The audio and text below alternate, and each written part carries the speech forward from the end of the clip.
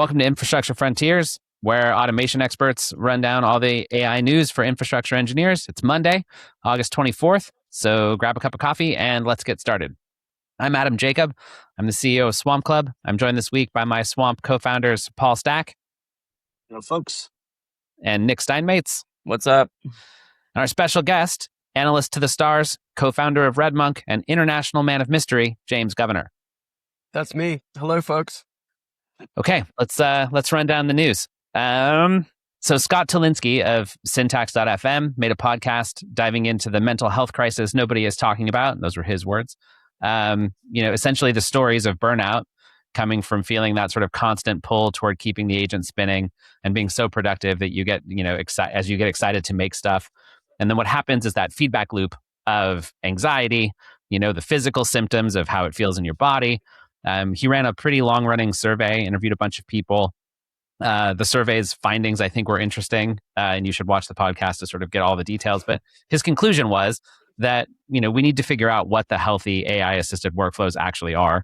And I think he's absolutely right about that. Like, even in our own team, the answers are different for each of us. But I think all of us in the beginning struggled with finding that rhythm, right? And being like, oh, I could be driving agents all the time. I could be working all the time. What's it even mean to be working?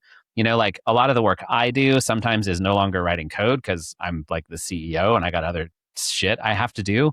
But there was a minute there where it just felt bad all the time, because it was like, but I could be being. Why should we spend time with our kids when, right? We could be coding? When we could be coding. Kids. Yeah, who needs to raise the next generation? The agents are my kids. Yeah,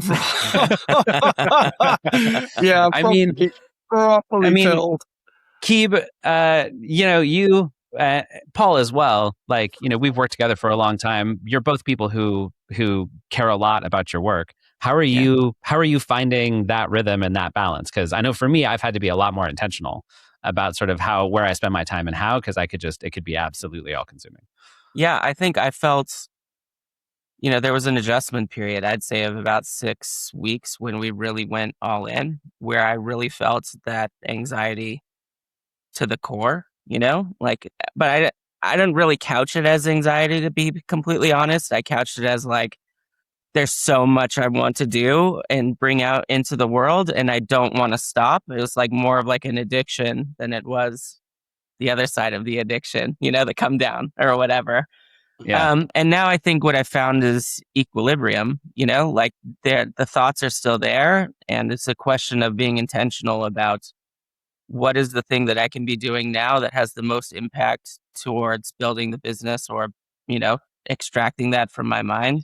And there's a lot more contemplation that happens before I write the prompt, as opposed to just getting the prompt out there the moment it occurs to me. And so, just a little bit more or a lot more upfront thinking and digesting of the results as opposed to just constant spewing is the equilibrium I've found.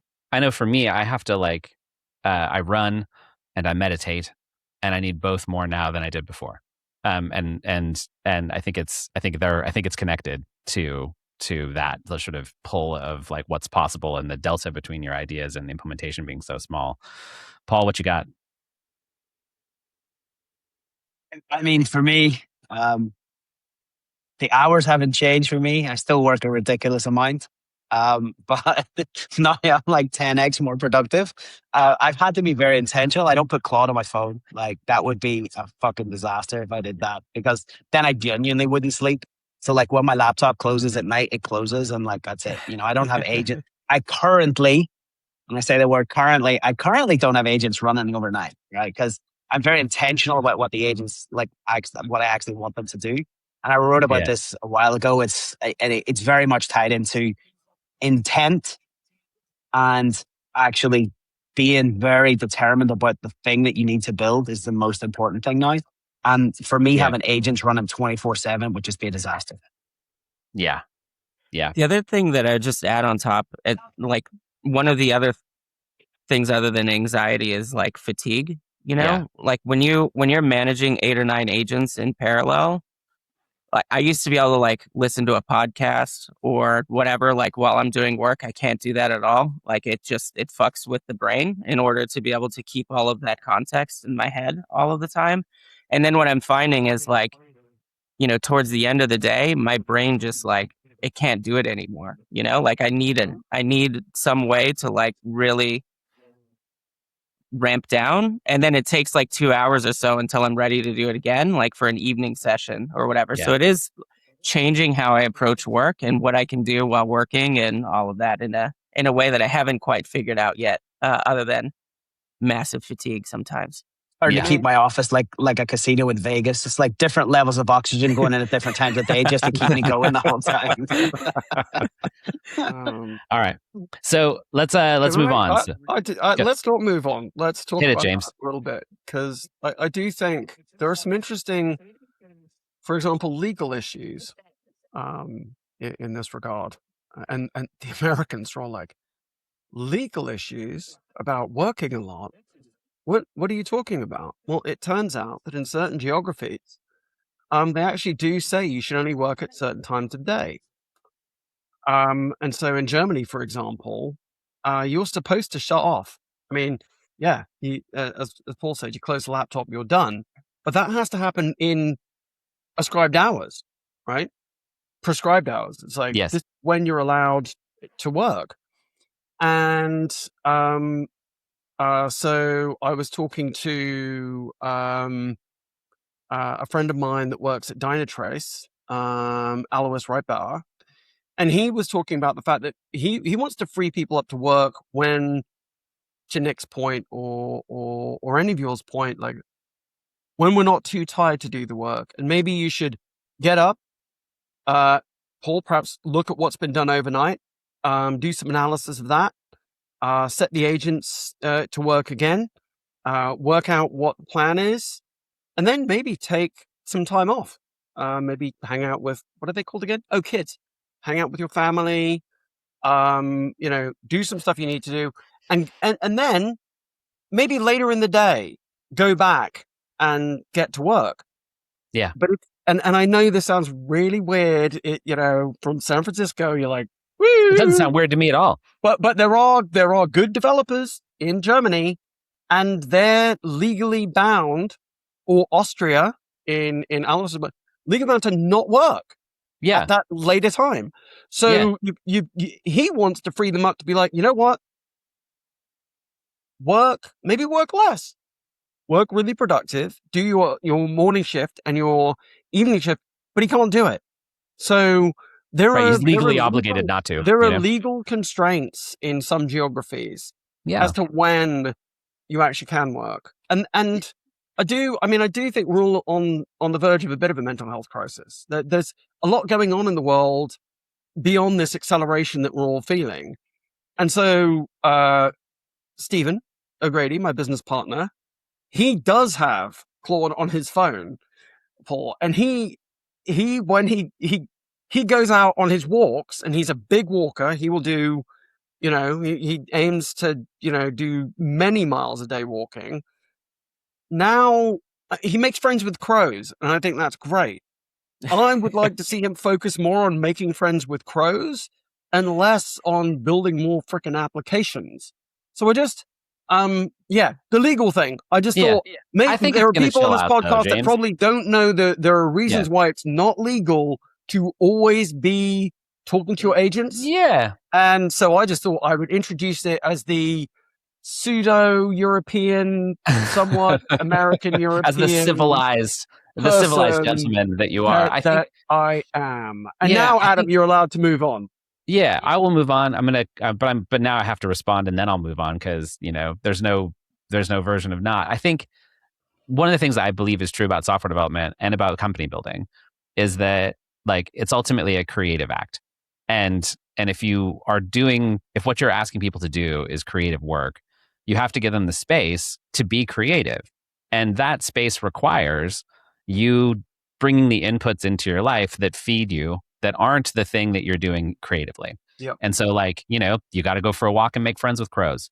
You got to, for me, I got to play role-playing games with my friends. You got to be with your family. If those things aren't right, if those things get out of alignment, then no matter how much you're into the work, eventually you'll lose your creative juice because it'll just sap you of what you've got. And, then you're burned out. We talk about all kinds of those sorts of things. So yeah, I don't mind when people have to like close their laptop. Chef bought a company that was in Germany. That's exactly how they worked. It was totally fine. Like, because what matters is, am I getting that creative work out of someone, And I think you can get it sort of in a bunch of different ways. I just think if you're working in the shower, guys and folks, humans, that's too much. It's too much. And I think the people are like, wait, I can take my, waterproof phone in the shower. I'm still... Don't do that. If you just enjoy the feeling of the water on your face. Right. Even if you don't have hair. Okay. So I'm glad you said face hair and not hair. Like, where does the face end? I like to be respectful to the people I'm with. All right. So Stripe acquired OpenRouter for $7 billion. And, within a couple of days, Ramp jumped in, made its own sort of token acquisition play. So Ramp also launched an AI model router. I think the storyline here is essentially that there's this emerging bet that says that the tokens that we're spending on AI become fungible in some way. And that when you look at someone like Stripe, whose job is to take dollars, and transfer them between people who have dollars and people who need dollars. And then here's all the different clearinghouse ways that we can move dollars, that we're going to do the exact same move and we're going to do it for tokens, and that somehow that becomes like a fungible market. The part of this that I struggle to put together in my brain is that when we describe it that way, it sounds a little like cryptocurrency weirdness, where it's like, it does sound like and all the tokens will be fungible. And I'm like, but they're not fungible. Like I don't know that I'm going to buy Stripe coin and then hand that to, I don't know that I want to buy Stripe coin and then hand that to Anthropic or whatever. Like, I don't know that these all become clearinghouses like Visa. So James, do they all become clearinghouses like Visa? Is that the plot here? I mean, I think that may be the plot here, but quite often, we're in a period of fairly, irrational exuberance right now. Yeah. And I think here's the thing, like from Ramp's perspective, they have insights. So Ramp as they have a huge amount of insights into what people are spending money on. And so if they see a bunch of people spending a bunch of money on tokens, they want to get in and start being part of the routing or routing about that. It sort of makes sense in that sense. I just think that we've suddenly as an industry all remembered that there is such a thing as economics. We've munged now two words, tokens and economics. We have tokenomics. Yep. People are spending so much money that managing that has become important. And so I think that does it make sense that people that are really good at payment flows would want to be involved in these payment flows? I mean, that's capitalism. There is no surprise there whatsoever. I mean, fungible, non-fungible, we'll see. We do see tech businesses that are, because these are very different businesses. Mm-hmm. But why would you? We're also, capitalism is greedy. So if you see those sorts of monies being spent, and you're like, well, I could. It goes back to I am a very old person. And so I sort of remember that when everyone freaked out, this idea that like Bill Gates is going to take a micropayment on every transaction that happens on the internet. And it was like, that is the worst idea anyone has ever heard. And then the App Store happened and everyone was like, let's give Apple as much money as we can. And I think at the moment we're in a period where it's like, well, yeah, okay. People want to own a slice, and why shouldn't it be people that have, a trust Stripe of owning a slice? So they're nice guys. Stripe folks. And Stripe deeply integrates with a ton of the back-end financial systems. You're going to want to understand where the tokens go. 100%. You're going to want to understand how the spend works. Like all of those pieces, there's synergy there. so to speak. Well, where there's one, there's more, Yeah. and so what I'm looking at obviously is open code and what happens to open code, who operates a very similar business, as it turns out, with a little bit more technology on the other end of it. And so, now you got to see who in the world would want to have similar tokenomics in a business that doesn't quite have one. And so anyway, it's going to be interesting to see. By a token game, speaking of old people. All I know is the funny bit is there's someone at Visa being like, what the hell? Right. What the hell? What, right. Why not? Why not us? What? Why not? Why? Who? What? Yes. So, good luck, Visa. I look forward to your model routing acquisition, and I'm sure it'll go very well for you. It won't be weird at all. Okay, so it won't be weird at all. Dev Ittycheria, previously the CEO of MongoDB, replied to a post by Chamath about the build versus buy math being strange now, and in particular, Chamath was pointing out that it takes, if it takes months to go through enterprise procurement, but I can now build exactly what you need in less time and for less money. Now, it's not going to be as functional as the full product you would have bought, but it maybe does exactly what you need it to do and nothing more. That really does change the equation of build versus buy. Dev, of course, disagreed, having made all of his money, in MongoDB and selling software. Everybody who sells software for a living kind of hopes that he's right, because we want to keep selling software and we'd like the build versus buy analysis to not twist in that way. Keeb, what do you think? I think, there's for sure hardening and work and things that come from being 100% focused on a problem. But, we've all sat in that enterprise procurement cycle, and it does seem like if you're an engineer and you have to think about how do I move through enterprise procurement, it takes you 6 months to buy the software you want, and you could just fire up Claude and get it done. There's a road here you're going to take. Yeah, man.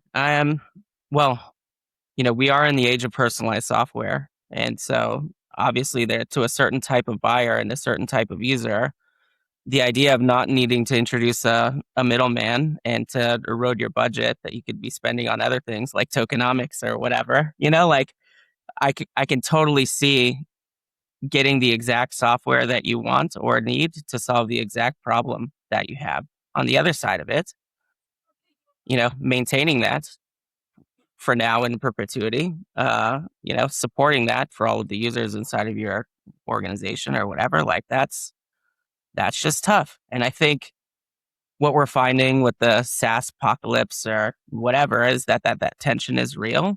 And, what we've done with Swamp is opt out. And the way that we opted out is we don't offer a service. We offer software that you install and run, and it kind of end runs all of that, I think, in a very smart way. And so, right. And what we've seen as a result is things that would have taken 6 months to 9 months and through procurement or whatever, it takes a few weeks now. And that's great. Yeah, that is kind of astounding. Then what Keeb's talking about is we have seen now heading toward more than one enterprise deal that just sort of sailed through procurement because it was just software and all your data lives with you, and a lot of the work we would have had to do in the past we're not having to do. I think your point about personalized software is the nut though, which is the actual truth is what we're going to want is software that can be trivially extended and trivially customized to work the way we want it to work, and that's now very possible. James, what do you think? Well, I think that tracking and maintaining employment law and taxation law across every country on the planet, that is not a job that is any fun. And it is a good thing to outsource that to somebody. Even with models, that's a horrific thing. On the other hand, I'm a happy deal customer. I don't think I'm not going to be one because I have Claude. Yeah, on the other hand, I mean, we'd never found a to-do app that we liked other than it was a joke app, or maybe not a joke app, but Brian LaRue, when he was building a Lambda framework, built this application called Begin, which was a Slack-based to-do app. A few years ago, it turned out that everyone at RedMonk enjoyed working with this and using it. It made us more productive. And then Brian was like, oh no, I'm actually going to do my job. I'm going to build the framework. And at some point we finally, when the models became good enough, that's a few months ago, we were like, remember that app that like Brian deprecated? Let's bring that back. The first thing the app said was, get rid of all that Lambda shit, because that's way too complicated. We'll make it simple for you. And RedMonk is now running Begin, but without any Brian LaRue. Right. You know, we just rebuilt it. And that's the future. It worked for us and it worked well. So I think there's a balance point.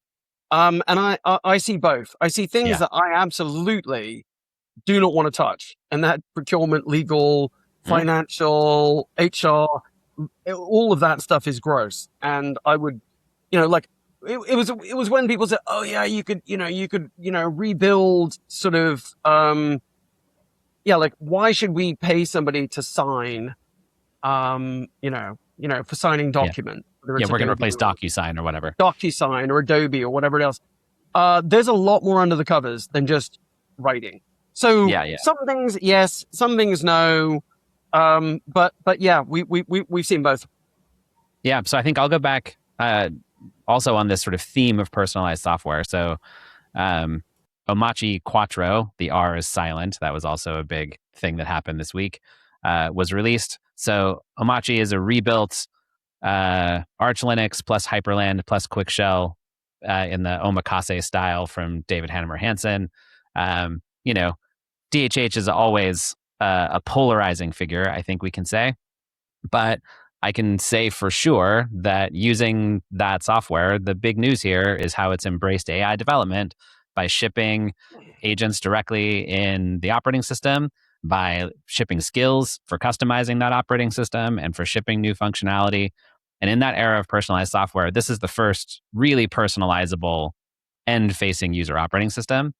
And it took off hugely so in the last week. Like, I think from Monday till now, the number of people, including me, who sort of switched is pretty large. And the experience is really good. Today, they launched the Omacom Foundation, $8 million to sort of fund the work, hold the copyrights and trademarks from a list of, other very rich billionaires, Toby from Shopify. But the most interesting name on the list that should raise everybody's eyebrow is Michael Dell. And so as you sort of look at this idea of personalized software, I think that personalized software coming to the operating system feels inevitable to me. And this is the first time that has appeared, and it's raw. I wouldn't say that it's like a perfect piece of the experience, but it's only going to get better. And the fact that you're never unblocked, and that personalization, that to-do app you delivered for RedMonk, if everybody was running operating systems like this, you could have shipped it for them as a built-in part of their workflow. It would have been glorious, right? And still could be. And so I think Omarchy really speaks to that personalization of the operating system and the possibility of it finally being the year of Linux on the desktop. Paul, is it Linux on the desktop as a diehard Mac guy who never wants to touch a Linux box? Just no. That's it. You're just like, nah.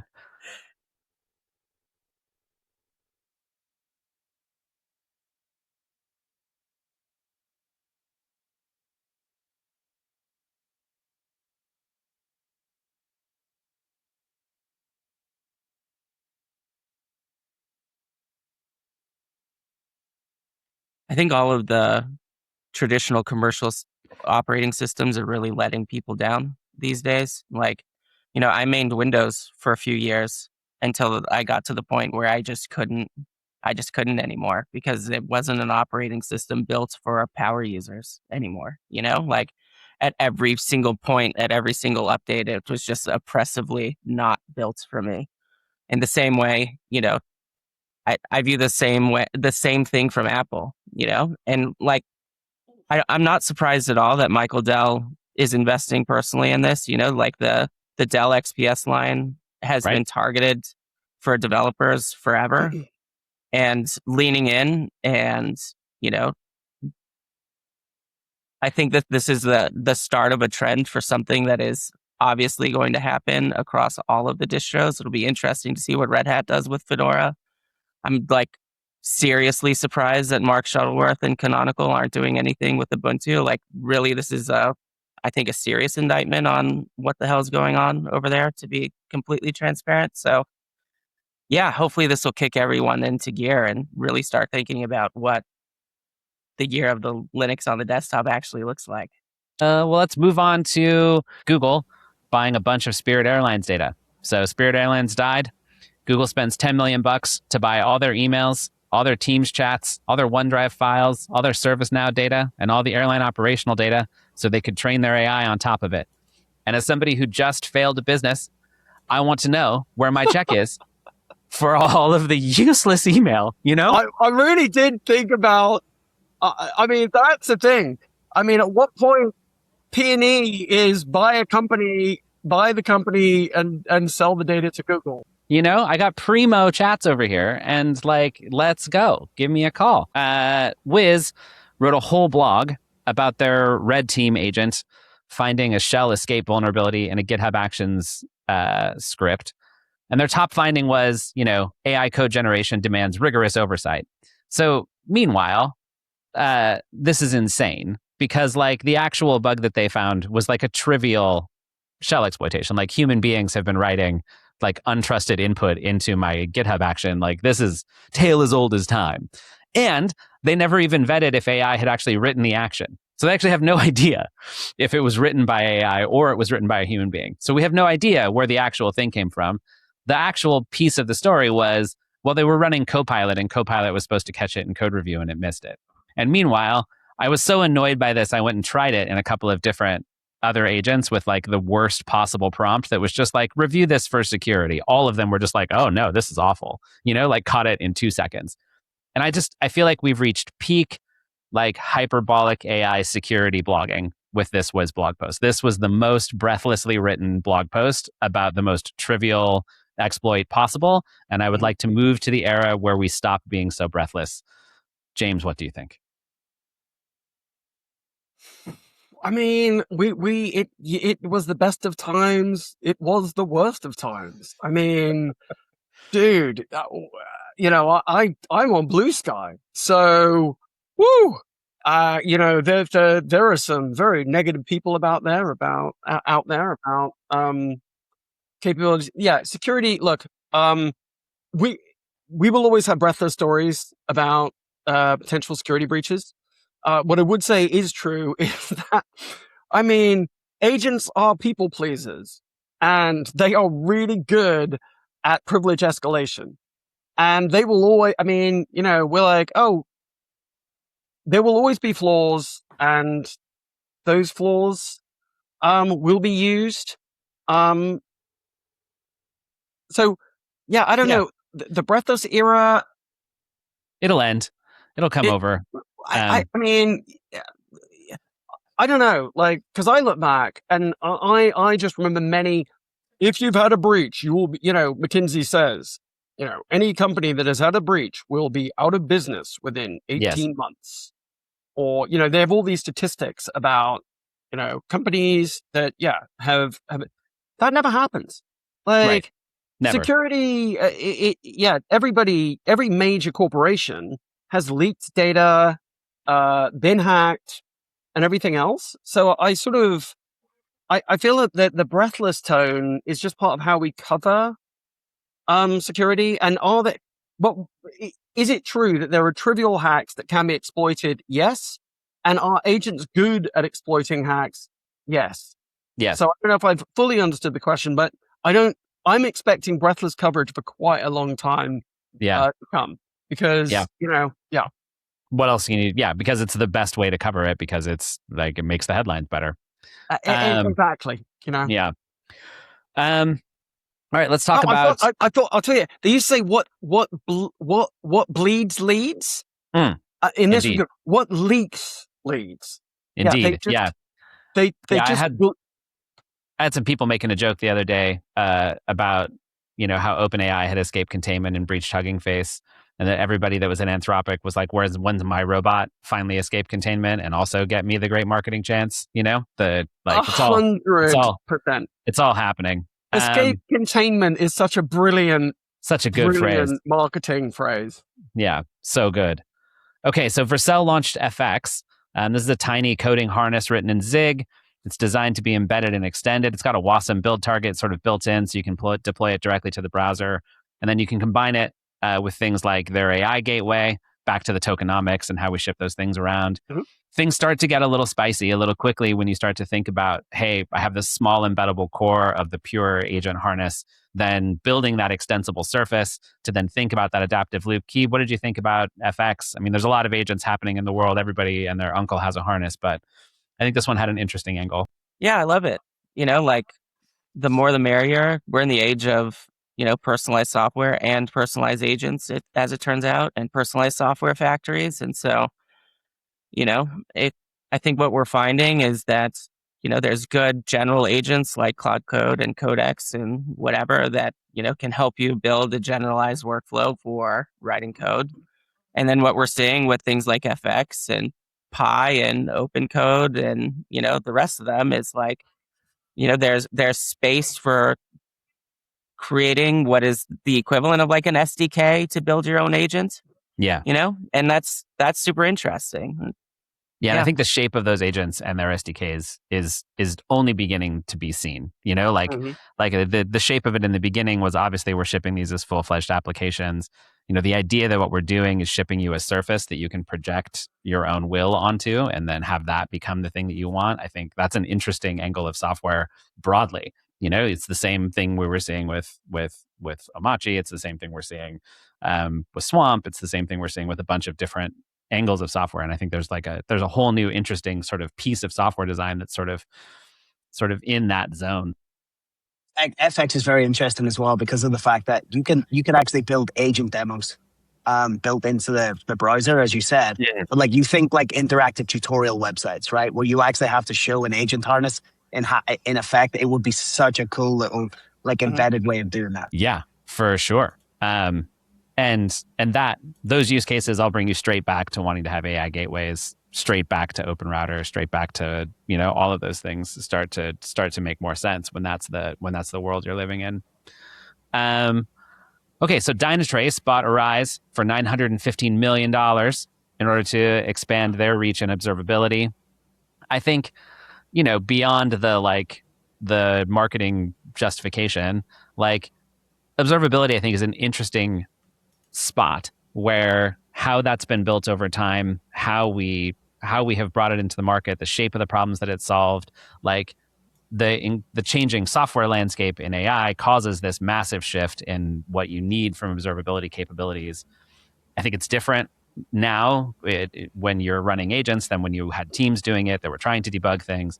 And so this feels like the kind of thing that companies of the size of Dynatrace like ought to be doing right about now, which is like finding somebody who's solved some of those problems and making acquisitions and trying to sort of pull that together into a cohesive story. I'm curious to see if that cohesive story actually can happen. Every time what's happening is we're sucking those things in and we're putting them on the core of whatever it was we used to do before and then saying that what we do now is a new thing. That's always risky business. But James, professional analyst, hit it. Well, I think the thing here is for me, having spoken a lot over the years about sort of progressive delivery, where we are thinking about limiting the blast radius, absolutely having a closing the loop on our pipelines, being able to do all of the things like canarying and everything else. And I wrote a book about this. And then it was like when the LLMs came in and started crushing, I was like, is this relevant anymore? Is all that stuff jettisoned? And I think what's really interesting is actually some of the patterns about the way we use models. There's a similarity of pattern. I mean, if you're an observability company and you are not thinking about evals and understanding the way that agents behave and understanding the way models behave, understanding behaviors, you want to do something like customer experience behavior. And this is super weird to me. We're now in a world where, so Dynatrace is buying a company where literally they are measuring like the sense of humor of an agent and how it interacts with the customer. That's sort of science fiction, But if you're not doing that, then you're not doing observability. Because as you know, and I always go back to this, as Charity Major said, it doesn't matter if you have 5 nines if your users aren't happy. Well, some of that happiness might be based on your interaction with an agent and how the agent treats you and what that experience feels like and how consistent it is. So I think there are a whole set of disciplines. And are integrations between companies and acquisitions hard? 100%. That said, from Dynatrace, I think they've got a new thing called Blue Box, which is about taking the developer out and just giving all the data to the agent and let it do its work. And so seeing this, I just thought it was an interesting... Yeah. Oh, by the way, Dynatrace is a client. So I don't want to just be an analyst. Full disclosure. So I've tried to understand this from that perspective. But yeah, there is no doubt that...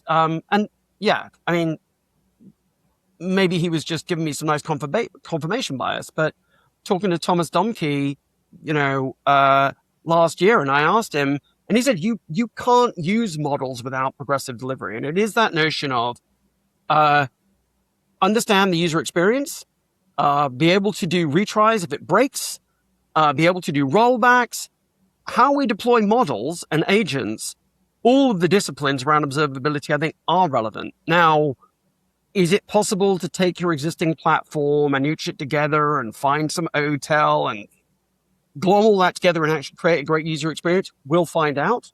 But I don't think that you can do observability without...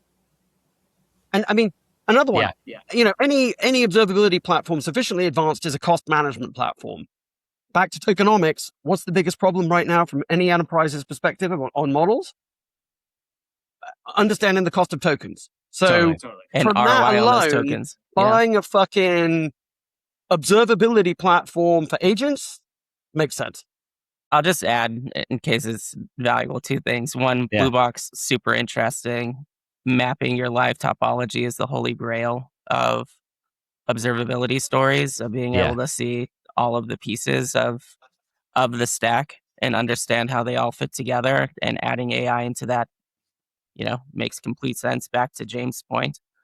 The other thing that I just found interesting is I found out about this acquisition from the Arize people and the way that they were positioning it, and it was very unclear until you actually clicked in that it was Dynatrace that was buying Arize. Instead, from the Arize perspective, it sounded like they were merging with Dynatrace. It's very subtle, when you see messaging like that, but it makes you wonder, how well are they actually going to integrate these companies at the end of the day? So anyway. Another fun story that popped up here was some folks basically at Soundslice added a feature because ChatGPT hallucinated the feature. So, the story here was Soundslice takes photos of sheet music and then puts it on so that you can sort of follow along as you go. ChatGPT was telling people that they could import ASCII tab and then hear the audio to play back, but that feature doesn't exist. And so people were disappointed in the experience. And so now they've actually, I think they've added that feature in now. Is that right, James? Yeah, it's an amazing story. I mean, what do you do if people keep reporting a bug? You try and respond to that. And even if it is them, and literally ChatGPT was creating screenshots of an ASCII-based music notation that Soundslice, which is a music notation platform, did not support. You're like, well, what do we do? We can't, we can't go and tell, OpenAI, you need to change the behavior of your model. So they did. They decided that actually it made sense for them to build the feature that these bugs, these bug reports that were not actually about the platform. So yeah, this is definitely, we're not in Kansas anymore. This is a whole different world in terms of product management. And I thought it was a fascinating story. Yeah, we built into Swamp the ability for it to file bugs as well as feature requests on your behalf as you're using the software. And so right in the context of doing the work, if you encounter an issue or you wish it worked a little bit of a different way, then that's part of being part of the community, is submitting that feedback to us and then watching us close the loop on it very quickly. Yeah. And I think what's interesting about this is that, you can loop it into the observability conversation, because as a product person, you need to have visibility into the fact that the agent thought that feature existed, or that a user thought that feature should exist, because it tells you where you might have the shape just a little bit wrong in terms of what people would expect. And what's weird is that now you can go from, nobody would have ever done that for a completed feature like ASCII tabulature, like that's so beyond like, oh, I expected the button to be in a different spot and I missed the click or whatever, or the CLI naming convention was weird and I struggled with it. But it seems of a piece to me, that like it's the kind of data you want. It's the kind of information that if you had it, you could start making better decisions about how users would experience the product. And I bet taking ASCII tab in for guitar players is so useful. Like that's like such a common thing. So like, I think that's a good feature. And also, I mean, if you want to find something that wants to build that freaking feature, Codex is ready to go. Yeah. Because like OpenAI is like, I'm telling you, build the thing. Just ask me. I already designed I'm ready to go. Just tell me to rip. Yeah, that's a weird angle too. I'm ready to go. Yeah, are the robots going to start pitching us features in our own products that they could 100%. Then build for us? Okay. Lots of the conversation is about individual productivity. Slack now talking about sort of agentic coding being a multiplayer, and figuring out like, hey, we're going to launch a product where what you're going to do is use Slack to sort of collaborate with your peers and like write all the code here in Slack. I want nothing to do with any of this. In terms of the user experience, in terms of how I feel like all of this could actually exist in my life, like no part of me is like, oh, you know what I want to do? I want to like use Slack code or Claude tag and have it just like spin up a new channel per task. Like there's a story here that thinks everybody wants to see all this shit. I've long been of the opinion that basically all of the documentation and idea that people go back and review, like, why did we make that decision and all that stuff, is fucking fiction. That like outside of a very small number of very important industries, no one ever looks. No one cares why you made that decision 4 years ago. No one cares what your chat conversation was with the agent to build that feature. Not really. And if they do, the best place to find it will not be querying Slack history. So yeah, I looked at this and was just like, look, and man, I know some people are going to love that thing. They will. That there's people who are like, this is what I wanted.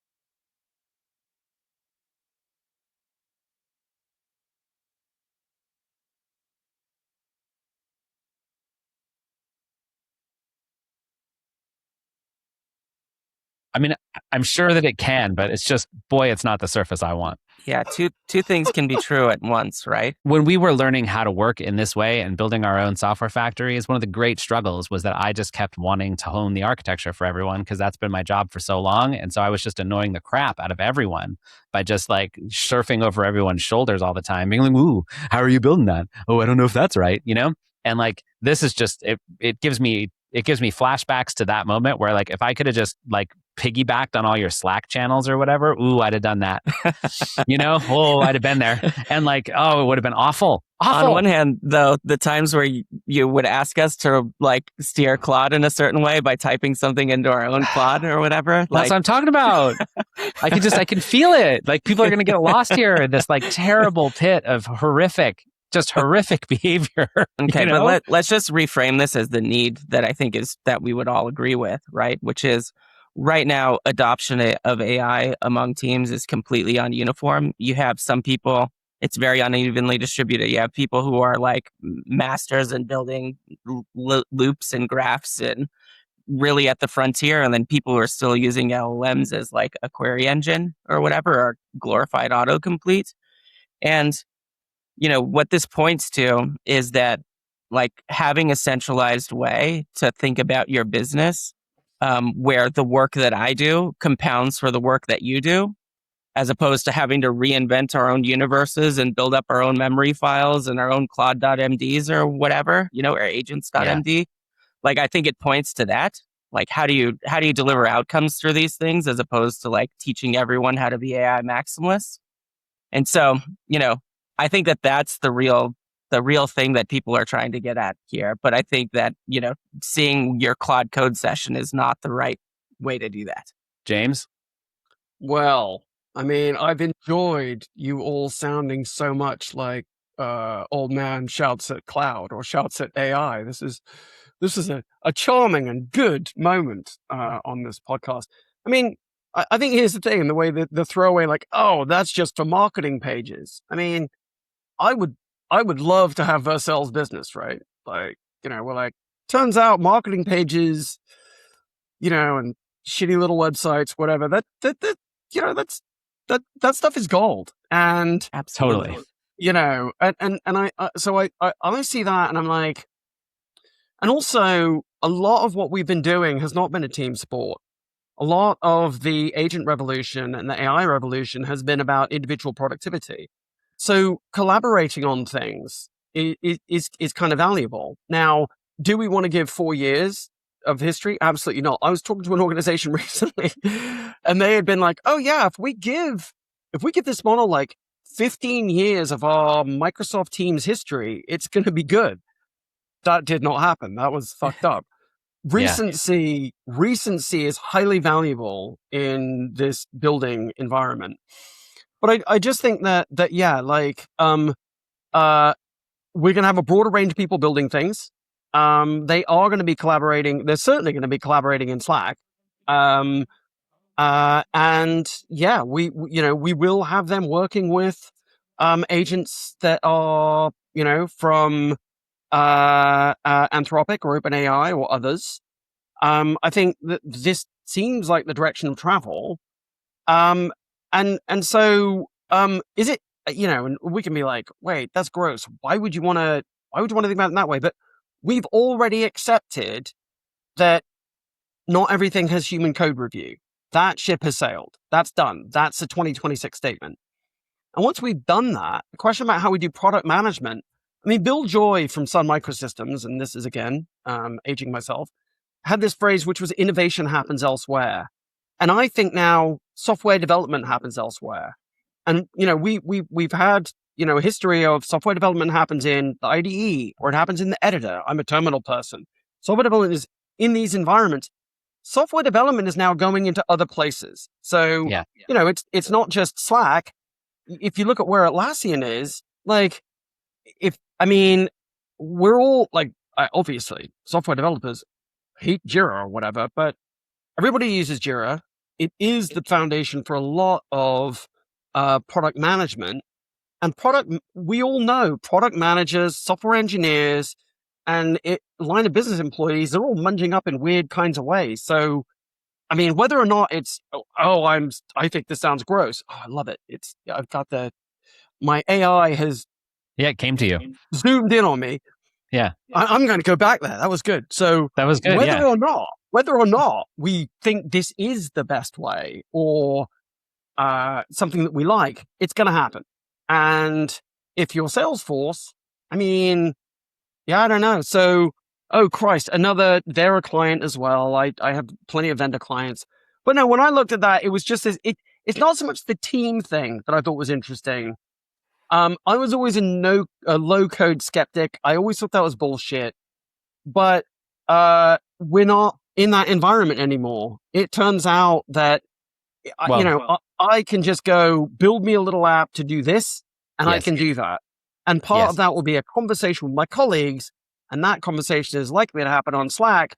And as I've already said, Begin, which is a little bot on Slack, that's not complicated, but it's making my company more productive. Yeah, and I think we see this now. Like our co-founder Mahir, like he works in Claude on our business all of the time, right? We like have an application that is our business model that like pulls in all the data and does all that stuff. And that part of why that's working for him is that we built the software factory that he's using to build those complex pieces of software.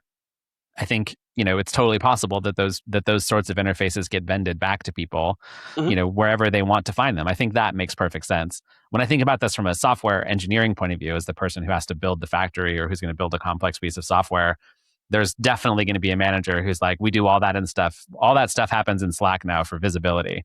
And it's going to just like, oh, that just makes me want to sink below the ground. I just want to dig a hole and stay there and pretend that that's not my life. Okay. So let's talk about software factories. So I gave a talk last week in Seattle on building software factories. I walked through how to build them, why they work. We've got more and more folks every day sort of doing this in the Swamp Discord. The conversations about it are really interesting because this is a moment where lots of people are figuring out how to do this effectively. I think right now we're in the era where a lot of folks who are trying to do this are trying and failing. Some of us are succeeding. I think those who are succeeding are having a really good time. Those who are failing obviously are not. I think one of the things that has been coming back to me since we gave that talk was sort of how critical the approach we take to black box testing really is, that we have like the full product essentially instrumented for acceptance testing so that it makes it safe for us to run a factory, to refactor that code base, to add new features, to like make sure that stuff stays working over time, and that we can move at the volume that we do. And so I think that change in acceptance testing, I think, is a really important piece of it, where now that you can write software at this rate of speed, now it also enables us to rethink how we would have tested it, right? Because to James's conversation on progressive delivery, you would never have built an acceptance testing suite as complete as the one that we use for Swamp in a world where you had humans writing the code, because they would have killed you. They would have absolutely rioted. It would have been madness if you had put that in as a requirement for every feature to ship, But when the robots are doing it, this is no big deal. And so suddenly your ability to have that comprehensive test suite really goes up, and our ability to do that delivery really, really alters. Paul, like as the person of it, speak on the topic of UAT.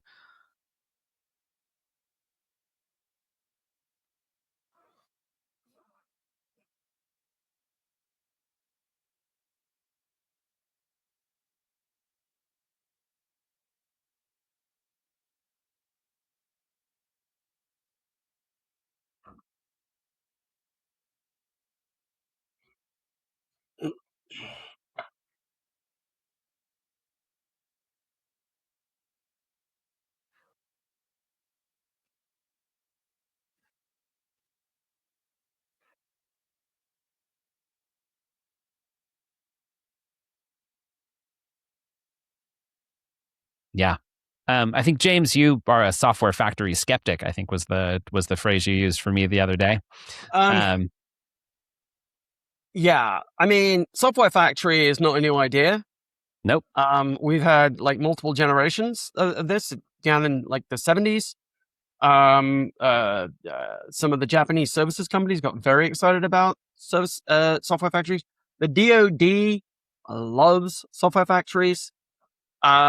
We've had multiple eras of this, and I think any time like, oh, it's trivial to like build new shit, it needs to be a factory. So we see this again and again. There was a time, oh my God, Microsoft got very excited about software factories for a while. Yep. I think my skepticism, or initially I was like, oh, LLMs and AI, that's just automation.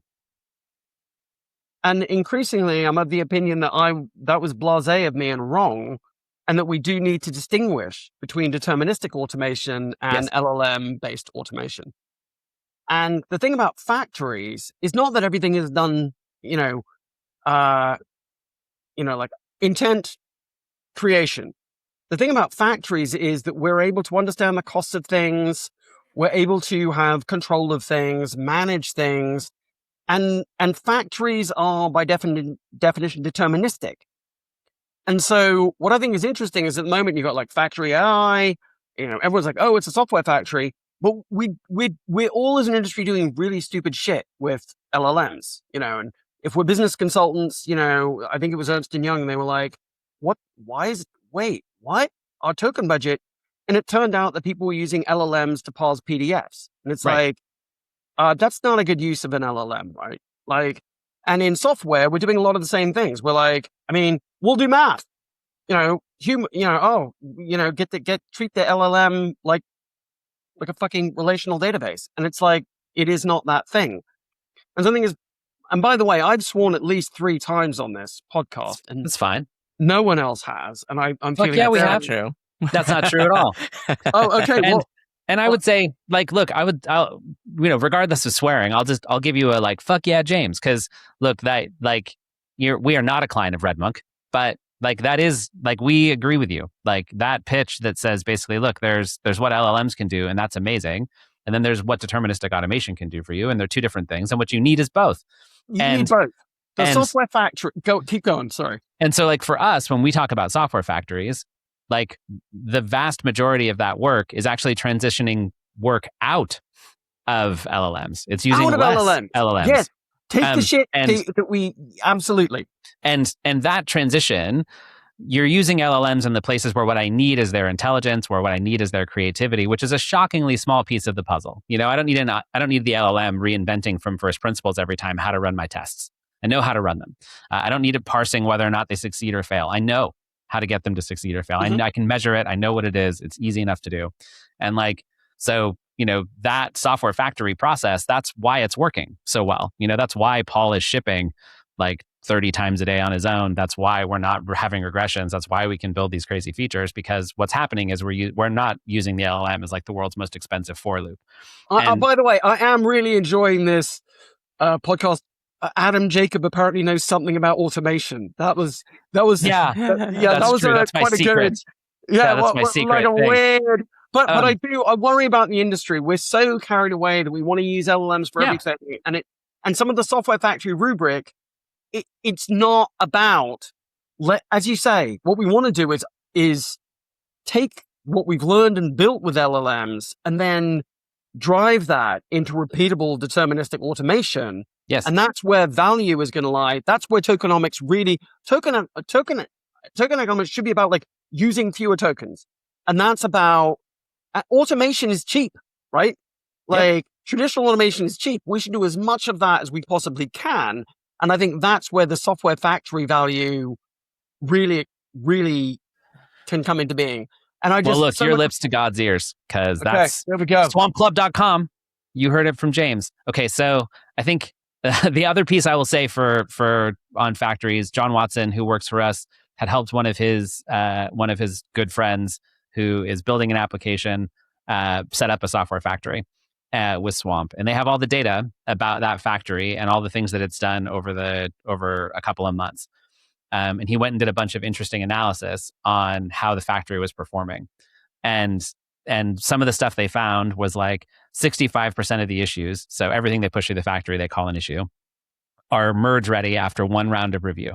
So basically 65% of what goes in basically gets it right roughly on the first crack, right? Because if it needed more than 1, it would be 2 rounds.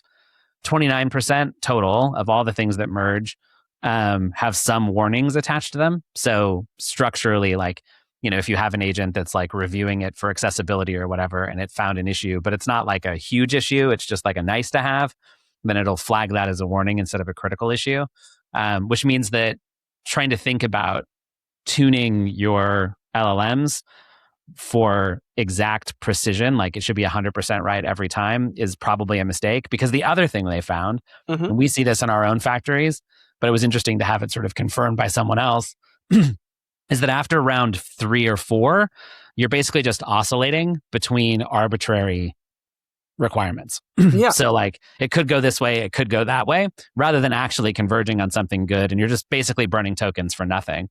And over the course of like the 372 issues they had worked in this data set, there were 1,463 code review rounds and only 338 plan rounds. So the vast majority of the time, what was happening was if it was going to get something wrong, it was going to get it wrong in code review, not in planning. So they were much better at sort of making a plan that adheres to all the criteria than they were making code that adheres to its own criteria over time, which also makes sense and sort of that we have seen sort of in that process. Keeb, when you think about that getting to a spot where we can start to put some numbers behind how these factories are actually working and how to build them. Do you think that this shape of how we think about factories and how we think about measuring them will carry us further? Do you know what I mean? Like if we start having this conversation more broadly, like what's the impact of being able to actually know the numbers? Well, what's wonderful is that, the community that exists inside of Swamp Club is trying to answer this question for themselves, and are cross-pollinating the ideas on how to do this and build this effectively. And so we're seeing this happen in real time as people are taking their existing SDLC and trying to incorporate it in the age of AI. And what they're saying is like, there's a massive fold increase in their ability to create and release software. And now they're thinking about how do I do this for feature requests in addition to bugs? Because bugs are one sort of flow through it and feature requests are the other. And then, how do you measure the productivity increase and the impact on the business? I think we're kind of just like all in the turmoil of figuring that all out together as an industry right now. I think there's a moment where, James coming in and having said he was a skeptic, I'm sort of straw manning him, but like, I think it's an interesting thing because the most common response I have gotten when we talk about how Swamp builds software is, no, you don't. Like literally the most common response I've gotten is it doesn't actually work like that, or you're lying, or you don't, or no one uses Swamp, or none of these things are true, or you don't have real customers, or like that tends to be the conversation about what happens. And I think some of that is because we're only just now getting to the spot where I can show you numbers, where I can say, here's what's actually been happening and here's how it's actually performing. And I do have that observability and I can see how those things come together. Yeah. And so I think part of that question of like, how do we build efficient software factories? How do we actually help people solve this problem? I think it's incumbent on everyone who's doing it to actually move to the next phase where it's like, okay, well, let's actually talk about how we're doing it. Let's talk about what those numbers are. James, are you seeing other people talk about those numbers in that way yet? Or is it still a lot of like software factories? They'll change the world, sign up for Linear. I would just say in general, that what I have found interesting is, I think we're behind the game on measurement. But if we look at adoption patterns, so for example, I'm here in London, and there was, it took European company quite a while to get on like the cloud native sort of bandwagon or whatever. What I found very interesting is that European companies are actually so far ahead or so close. Yes. And enterprises, talking to banks, financial services companies, telcos, manufacturing companies, and they are fully on board with. I'm not hearing much. No, you don't. I'm hearing a lot of, okay, give us more. How do we give us more details? More details. How do we have? We're in the context and governance stage right now that will make us even more productive. I'm not seeing the usual levels of pushback that I've seen in almost any wave of technology in my career. So I think I'm starting to see it ebb. I think maybe I spend too much time on Twitter and LinkedIn. Absolutely. I mean, maybe I don't know. Maybe Europe is maybe you need to come and get some European customers out of. My experience is absolutely that Europe is actually kind of ahead in very strange ways for historical purposes. The shit posters are just moving the goalposts. Totally. That's what I'm saying. It's like, okay. So first, no, everyone's reading the source code still, or else you're like delivering slop or whatever. And then it's like, oh, it's only for small features that you can do this. It's not for real products features or bug fixes or whatever, or refactors. And now it's, okay, no one has delivered any value at all. And if they have, it's a immature product in a greenfield and, there's no meaningful users and it hasn't been live for 6 months on a team or whatever. It keeps shifting and it keeps getting more refined and it's so stupid. It's like, anyway. Yeah, I think that's exactly what's happening, Keeb. All right. Well, that's the news for this week. James, it's time for 5 questions. You ready? God, that means I have to remember what we've spoken about in the last hour. Of the, you're going to get there. Go ahead. All right. So of the stories we just covered, which one are you going to be thinking about later today? What am I going to be thinking about later today? I reckon that of the conversation we've had, I think it's just this conversation that we're having. I mean, it's not the news conversation, but I'm always about like, where are we in terms of company readiness to change? Yeah. And this is something I'm just spending a huge amount of time on, thinking about in my research, in my work with clients. It's just, I say, it's that fundamental thing about like what you just said, like, wait, what? Like, just humans are out of that loop in some regards. That our role is not to read every piece of software that the robot writes. And that is a fundamental and interesting change. And that's one that my brain keeps worrying around thinking about. For sure. All right, which one of these? Okay. What's a common belief in our industry that you just think is wrong? A common belief in our industry that I just think is wrong. Honestly, I can't. Every day is reassess your priors. Throw out your priors day. I think common beliefs, I mean, a common belief that is just wrong is people in our industry that think that LLMs don't work. Totally. That I'm like, can we just stop? Because it is so annoying. Like, on a daily basis, there are good, useful things you can do with models. And if you're like, none of it works, I mean, there are other criticisms that are valid. Totally. But the idea that they don't work, that is just stupid. I agreed. What's the one thing you wish you could just teach everyone? Be kind to each other. Just be kind to each other. What's the best and worst moment you've had working with AI agents? Oh God, I should have read the fifth question in preparation. I mean, some of the early experiences were pretty bad. Slop, and there was a lot of it. So working with I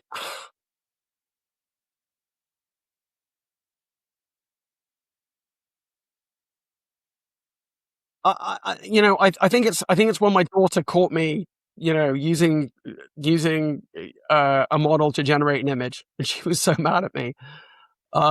She was like, Dad, I've told you about that. If you want an image, come and give me a spec and I will make it for you.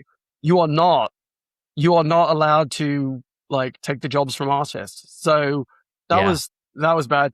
So that was my worst moment. And maybe that was, and also, slop, so much slop. And it's interesting. And here's the thing. You can use models to answer questions, to generate code. That's all true. But oh my goodness, the look and feel, the gross look and feel of so many of the images that are generated. The recent fuss about if people use him to create flyers for events and stuff. That it gives me the ick. Some worst moments is seeing people that don't have good taste using models and just shoving slop down my throat. And worst, I mean, I may have done the same thing twice. Worst moment, getting caught by my daughter. She was pissed. Yeah, makes sense. All right. Well, that's all the news that's fit for infrastructure this week. If you want to dive deeper into any of the things we talked about, you can find all the links and summaries over at swamp-club.com/podcast. You can sign up to get it delivered straight into your inbox every Monday morning. If you're trying to figure out how to manage production infrastructure and applications or scale the use of AI within your organization, Swamp is here to help. Visit swamp-club.com to get started using AI agents safely and effectively by building repeatable systems you can trust and verify, like, say, software factories. I'm Adam Jacob. Keeb. I'm Nick. I'm James Governor from RedMonk. And James, as our special guest, you get to take us out. What do you want to plug today? I don't know. Us. My company's amazing. I talk a lot, but I have very smart colleagues. And if you're interested in software development and the implication of software development in terms of agents. We are a great research firm that will help you understand the decisions people are making, why they're making them, and increasingly, I guess, the decisions agents are making. So yeah, come and work with RedMonk. You should absolutely come and work with RedMonk. They are, in fact, the best in the industry at that work. Thank you very much. We appreciate you for listening. We'll see you all next Monday. Bye.